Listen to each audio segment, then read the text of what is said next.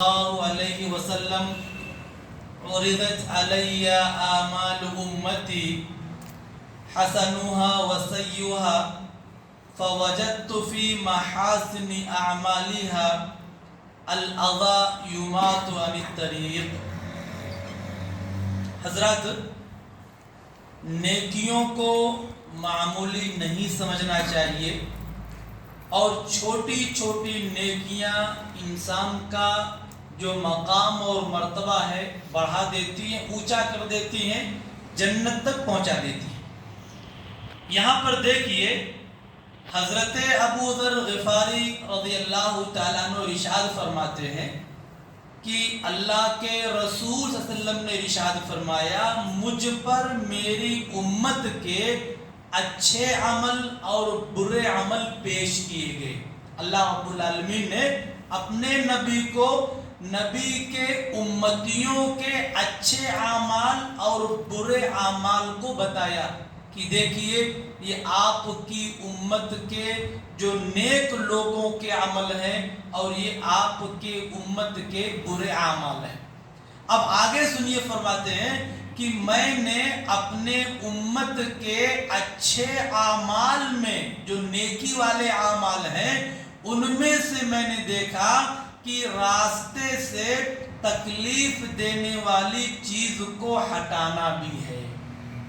جو نیکی کے اعمال ہوتے ہیں اچھے کاموں میں، راستے سے تکلیف دینے والی چیز کو ہٹانا میں نے دیکھا اس میں کہ میرے امت کے جو رجسٹر ہیں نیکیوں کے، اس میں نے پایا کہ اگر راستے سے کوئی تکلیف دینے والا درخت ہے، کوئی تکلیف دینے والا پتھر ہے، کوئی بھی تکلیف دینے والی چیز ہے، اس کو آپ اٹھا کر کے بغل میں رکھ دیتے ہیں تو یہ بہت بڑا صدقہ ہے. اماطۃ الاذی عن الطریق صدقہ. ایک حدیث کے اندر آیا ہے کہ جو تکلیف دینے والی چیز کو راستے سے ہٹا دیتا ہے اس کو صدقے کا ثواب ملتا ہے. اور سنیے، مسلم شریف کی حدیث میں آیا ہے کہ اللہ کے رسول صلی اللہ علیہ وسلم فرماتے ہیں ایک آدمی کسی راستے سے جا رہا تھا تو اس راستے میں کانٹے دار درخت تھا جس سے آنے والے اور جانے والوں کو تکلیف ہو رہی تھی. اس کے جو کانٹے تھے نا وہ لوگوں کے کپڑوں میں یا خواتین کے دوپٹوں میں آنے جانے والوں کو تکلیف پہنچ رہی تھی.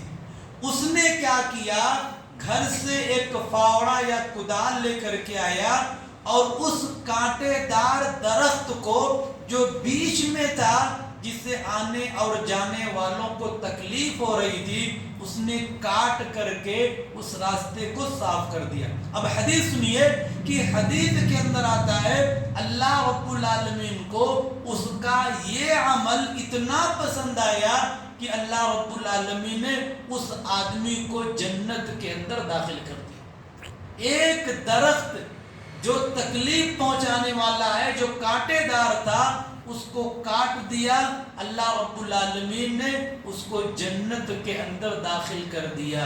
بتانے کا مطلب یہ ہے کہ ہم کبھی کبھی خود تکلیف دینے والی چیزوں کو راستے میں رکھ دیتے ہیں.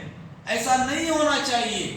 ہماری نظروں کے سامنے کبھی بھی اگر تکلیف والی چیز ہے، ہم کبھی کبھی گاڑیوں میں جاتے رہتے ہیں، دیکھتے ہیں کہ یہ چیز ہے، اس سے آنے اور جانے والوں کو تکلیف پہنچ سکتی ہے. ہمارے ایمان کا تقاضا یہ ہے کہ ہم گاڑی روک کر کے اور تکلیف دینے والی چیز کو ہٹائیں. اس پر بڑا اجر ملنے والا ہے انشاءاللہ. تو فرماتے ہیں میری امت کے جو اعمال پیش کیے گئے تو نیک اعمال میں، اچھے کاموں میں نے دیکھا کہ جو راستے سے تکلیف دہ چیز کو، پتھر کو، کانٹے کو، کسی کو بھی ہٹایا گیا ہے اس کو میں نے پایا. اور کہتے ہیں کہ میں نے اپنے امت کے برے اعمال میں، جو گناہ کے کام ہے، اس میں نے دیکھا کہ مسجد میں تھوکا گیا. مسجد کے اندر تھوک دینا آپ معمولی سمجھتے ہیں اس کو؟ یہ بہت بڑا گناہ ہے. یہ اللہ رب العالمین اپنے نبی کی امتوں کے جو برائیوں کے رجسٹر ہیں اس میں محفوظ کر کے رکھا ہے. اور جو انسان مسجد کے اندر تھوکتا ہے نا، عام طور سے کیا ہوتا ہے کہ پہلے نبی کے زمانے میں ایسے فرش اور قالین نہیں تھی، مٹیوں کی مسجد رہتی تھی، مٹی پہ ہی نماز پڑھنا رہتا تھا۔ اگر کوئی تھوک دیتا تو حدیث کے اندر کیا ہے کہ اس کا کفارہ یہ ہے کہ اس کو دفن کر دیا جائے، اس کے اوپر مٹی ڈال دی جائے۔ لیکن آج کل تو کیا الحمدللہ بہترین فرش رہتے ہیں، اچھے اور بہترین طرح کے پتھر لگے رہتے ہیں۔ بسا اوقات کیا ہوتا ہے ہم وضو خانے میں کبھی تھوکتے ہیں، کبھی بلغم ہے، کبھی ناک کی گندگی ہے، ہم ایسے ہی چھوڑ کر آ جاتے ہیں۔ یہ گناہ ہے، اس کو معمولی مت سمجھیے۔ اللہ کے رسول صلی اللہ علیہ وسلم کیا ہے، ایک مرتبہ نماز پڑھ رہے تو آپ کی نگاہ جب دیوار کے اوپر گئی تو دیکھا کسی نے اس دیوار پر تھوکا ہے، بلغم جو سوکھ گیا تھا۔ اللہ کے رسول صلی اللہ علیہ وسلم نے نماز کے بعد ایک پتھر لیا اور پتھر سے جا کر اس کو صاف کیا، اور پھر حکم دیا کہ تم میں سے کوئی آدمی مسجد میں نہیں کہیں پر بھی قبلے کی طرف نہ تھوکے۔ آپ اس تھوک کو معمولی سمجھتے ہیں، قبلے کی طرف نہیں تھوکنا چاہیے کبھی بھی۔ آپ یاد کر لیں، کچھ علماء نے تو کہا ہے کہ نماز کی حالت میں قبلے کی طرف نہ تھوکنا یہ تو اور بھی گناہ ہے، لیکن عام جو علماء کرام ہیں وہ کہتے ہیں قبلے کی طرف آپ کو کبھی نہیں تھوکنا چاہیے۔ کیوں نہیں تھوکنا چاہیے؟ حدیث کے اندر آتا ہے کہ قیامت کے دن ایک آدمی آئے گا جس کا تھوک اس کی پیشانی پر ہوگا، اس کا تھوک جو ہے اس کی پیشانی پر ہوگا۔ وجہ کیا تھی کہ وہ قبلے کی طرف تھوکتا تھا، قبلے کی طرف۔ تو یہاں مسجد کے اندر اسپیشل ہم کو قبلے کی طرف نہیں تھوکنا چاہیے۔ ہم اگر وضو بنا رہے ہیں، وضو خانے میں اگر ہمارے منہ سے بلغم یا کچھ جو فضلات نکلتے ہیں یا ہمارے ناک سے جو گندگی وغیرہ نکلتے ہیں تو ہماری ذمہ داری یہ ہے کہ ہم پانی ڈال کر کے صاف کر کے آئیں۔ یہ مت سوچیں کہ جو ذمہ دار وہ صاف کریں گے، جو مؤذن وہ صاف کریں گے، نہیں، یہ آپ کا جو برائیوں کا رجسٹر ہے اس برائیوں کے رجسٹر میں یہ برائی لکھی جائے گی۔ اس لیے اس کا کفارہ کیا ہے؟ فرماتے ہیں کہ تکون فی المسجد لا تدفن، مسلم شریف کے دیتی ہے کہ مسجد میں تھوک دیا لیکن اس کو صاف نہیں کیا ہے۔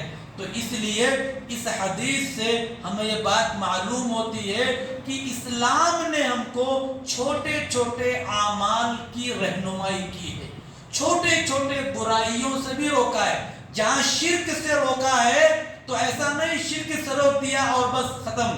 شرک کے ساتھ ساتھ اسلام نے کہا کہ آپ مسجد میں تھوکنا چاہتے تھوکیے لیکن اس کو صاف کیجئے، قبلے کی طرف مت تھوکیے۔